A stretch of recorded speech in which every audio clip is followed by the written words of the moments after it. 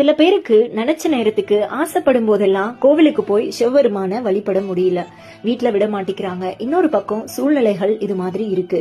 நம்ம ஆசைப்பட்ட மாதிரி கோவில் போக முடியலன்னா ரொம்பவே கஷ்டமா இருக்கும். ஏன்னா கோவில் இறைவன் அப்படின்னாலே அது ஒரு மாதிரி சென்டிமெண்டலான ஃபீல்ல வந்துரும்.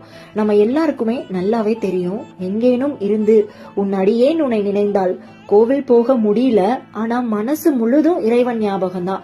அப்படி இருக்கும்போது அந்த பக்திக்கு தான் சிவபெருமான் இறங்கி வருவாரு. எங்க இருந்து நினைச்சாலும் வந்து சிவபெருமான் அருள் கொடுப்பாரு. திருமூலர் பாடின அழகான வரிகள்ல, உள்ளம் பெருங்கோயில் ஊனுடம்பு ஆலயம், வள்ளல் பிரானாருக்கு வாய் கோபுர வாசல், தெல்லன் தெளிந்தாருக்கு ஜீவன் சிவலிங்கம், கள்ளப்புலன் ஐந்தும் காலா மணி விளக்கே. நம்முடைய மனசுதான் ஈசன் வீற்றிருக்கக்கூடிய கருவறை. இந்த உடல் அந்த புனிதமான கோவில் பிரகாரம். நம்ம வாய் வழியே வரக்கூடிய சொற்கள் தான் கோபுரவாசல் போன்றது. அதனாலதான் நல்ல சொற்களை சொல்லணும்னு சொல்லுவாங்க. மனசு தெளிவா இருக்கக்கூடியவர்களுக்கு அவங்களோட உயிர் தான், அந்த ஜீவன் தான் சிவலிங்கமா தெரியும். நம்முடைய 5 புலன்களும் ஞானம் பெற்ற பிறகு இறைவனை தரிசிக்க உதவும் ஒளிமயமான விளக்குகளா மாறும்.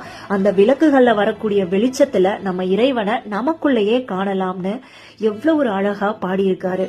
சிவபெருமான் எப்பயும் நமக்குள்ள நம்ம கூட தான் இருப்பாரு. உண்மையான பக்திக்கும் அன்புக்கும் துணை நிற்பாரு. சிவாய் நமः.